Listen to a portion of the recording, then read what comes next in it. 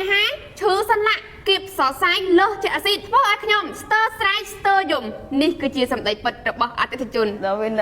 ពេលឈឺពេកអញប្រហែលមិនបាន70ពេកទៅ67 68អីទៅបាត់ហើយយ៉ាងបើឈឺយ៉ាងហ្នឹងអាដៃហ្នឹងព្រលឹមឡើងវាស្ពឹកដៃស្ពឹកតិចជាងជើងណាជើងស្ពឹកខ្លាំងជាងដេកយប់យ៉ាងគ្រាន់តែថារាំងភ្លេចខ្លួនរាំងគាត់ខ្លួនមកចឹងយើងពេលដេកលក់ហ្នឹងឈូនោះឈូចាក់បើអត់ស្ពឹកទេអូនមិនឈូហ្មងចាក់ហើយយប់ឡើងដេកមកនេះចាក់ចេកចូលដូចតែសាយវាប៉ុនមកហ្នឹងអានេះវាមកនេះឲ្យខ្ញុំចាក់ថ្នាំអស់5 10ជុលទេណាអត់គ្រាន់បើសោះដៃខ្ញុំមិនបាច់ចាំពាត់ខ្លួនទេគ្រាន់តែថាយើងរាំងប្រែតែទិញក៏អត់បានដែរអូនឈូនោះឈូប៉ុនដឹងយកអីស្មើហើយអត់ដែរហ៊ានធ្វើអីដែរខាងហ្នឹងហើយឈូក្នុងឆ្អឹងហ្នឹងក្នុងឆ្អឹងហ្នឹងហើយស្ពឹកហើយនឹងតឹងក្តៅអញ្ចឹងណាអាក្តៅក៏វាបថយដែរណាពីមុនក្តៅធម្មតាបានដូចភ្លើងអញ្ចឹងណាដូចយងយោងើបភ្លើងមកដាក់ក្នុងបាតជើងយើងអញ្ចឹងអត់ប្រត់បានហ្មងព្រោះថាចេះស្ពឹកក៏ស្ពឹកទៅប៉ុន្តែកុំឲ្យកាហាយហើយស្ពឹកឲ្យឈឺទៀតធម្មតាតែឈឺមានដេកមិនលក់ទេងើបអង្គុយចង្អើម្នាក់ឯងអញ្ចឹងទៅមួម៉ៅអត់ងុយដេកអង្គុយឯងទល់ភ្នែកទល់ភ្លឺចុកដាក់រួចទេណាអាសាច់ចាប់សាច់ដុំហ្នឹងហើយឈរបានយូរឈរញ័រជើងហ្នឹងហើយវាទៅអាក្មួយចេះជំនាញឯងមិនដឹងឈរទៅញ័រជើងហ្នឹងមកជើងឯងអត់មាំទេហើយឈរអត់បានយូរទេឈរ10នាទីអីហ្នឹងរកកន្លែងអង្គុយភ្លាមអត់មានអង្គុយដូចមីអូនអីបត់ជើងចឹងបានទេណាអង្គុយទៅលើជើងម៉ាចេះថាឲ្យអង្គុយចឹងមើលស្វែងមើលស្ដាំប្រវល់ចុះប្រវល់ឡើងទៅងំរោជ្រុងរោជួយដឹងឡើងរួចមិនដូចមុនទៅទំតិតក្តិតឡើងលើដៃ2ងើបឡើងជាងការកូនទាញដៃកូនហីម៉ែឯងដល់ស្នាប់ប៉ុណ្ណឹងហើយមើលអញដល់ស្នាប់ប៉ុណ្ណឹងយូរអញទៅទៀតខ្វិនជាអាទាហើយមើលអញ្ចឹងណាកូនឈឺមិនស្រួលទេណាបានអត់កូនបានហ្នឹងហើយអង្គុយធ្វើអញ្ចឹង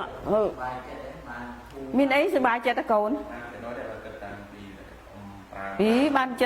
80% ចឹងដែរបានរស់បន្តទៀតដែរបានអាយុ70 80អីទៅដល់ពេលដល់ពេលឈឺពេកអញប្រហែលមិនបាន70ពេកទៅ67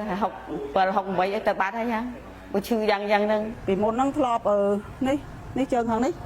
វាហើមឡើងអញ្ចឹងអាស៊ីតឡើងហ៎ដល់ពេលឥឡូវវាបាត់វារៀបបាត់អស់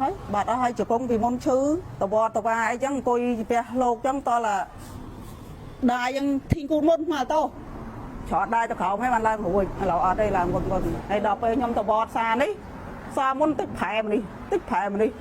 ដល់ទៅសានេះគេឃើញខ្ញុំអត់អីចឹងទៅបើចឹងយាយលេបត្រូវអញ្ចឹងជាលេបពីមុនមកខ្ញុំឈឺបោះដៃផាត់ឈឺបាក់នៃស្មានឹងហើយនឹងចកេះហើយរួមទៅងាកខ្លួនអីក៏អត់រួចបោះដៃចេះក៏អត់បានដែរបោះបានតែត្រឹមប៉ុណ្្នេះទេបោះអីចេះក៏អត់បានដែរហើយចកេះនេះធ្លាប់តែខ្ញុំអង្គុយទៅខ្ញុំឡើងទៅកោងចេះឥឡូវអត់ទេឡើងជាអស់ហើយជង្គង់ក៏ខ្ញុំលែងឈឺដែរមុនក៏ជង្គង់ក៏ឈឺចកេះនឹងដែងសងខាងបោះដៃផាត់ហ្នឹងគឺខ្ញុំធ្វើនិយាយរួមថាខ្ញុំឈឺដេកងើបឡើងខ្ញុំពិបាកក្នុងខ្លួនអញ្ចឹងបញ្ហាក្រាជំងឺរបស់អ៊ីដែលឈឺនេះឈឺរយៈពេលយូរនៅប៉ុន្មានខែយូរហើយខ្ញុំឡើង10ឆ្នាំជាងហើយលោកគ្រូឈឺ10ឆ្នាំរំស្គាល់យ៉ាងណាពីមុនមកខ្ញុំគ្រាន់តែចេះក៏ឈឺដែរហើយបោះចេះក៏អត់បានដែរតែអីមុខខំចេះឬក៏លមាស់ស្គៀបអីអត់បានទេឥឡូវអីអត់មានទឹះអីទេចឹងយប់ឡើងគេនិយាយពិបាកទេពេលដែលអត់ទាន់បានប្រើថាបើគេចង់តែគេហ្មងអត់ចង់ងើបទៅវាឈឺដេកវិញក៏វាឈឺវាពិបាកក្នុងខ្លួនតែឥឡូវខ្ញុំហូបថ្នាំហ្នឹងទៅវាបានត្រូវមែននេះនិយាយថាត្រង់ការពិតទេមិននិយាយថាមិនត្រូវឲ្យឆ្លៃថាត្រូវក៏អត់នេះដែរ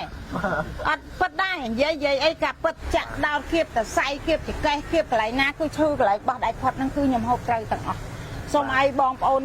ជាវទៅអត់ខុសបំណងដែលខ្ញុំនិយាយឲ្យអត់មានធម៌ព្រោះខ្ញុំនៅក្នុងវត្តឥឡូវជាថាវា80% 80%ចឹងឯងថានៅ20ចាខ្ញុំនិយាយកុំឲ្យធေါ်កុំឲ្យបនបាទោះបីថាអូនឯងមិនមកសម្ភាសអីក៏ខ្ញុំសបផ្សាយខ្ញុំអាណិតអ្នកឈឺដូចគ្នាណាពិបាកមកអូនហើយសុំឲ្យអ្នកដែលកើតអញ្ចឹងសុំមកជាដូចខ្ញុំចឹងតើបងប្អូនណាខ្លះដែលកំពុងតែជួបប្រទះនៅបញ្ហាដោយអតិថិជនដែលគាត់បានរៀបរាប់ខាងលើថ្ងៃនេះផងដែរអ្នកគ្រូសាមណែនាំនៅយងឡាំផ្លោះដែលមានគុណភាពនិងប្រសិទ្ធភាពដែលជួយដោះស្រាយរាល់បញ្ហាពុកម៉ែបងប្អូនដែលកំពុងតែកើតមានដោយអតិថិជនខាងលើយ៉ាងមានប្រសិទ្ធភាព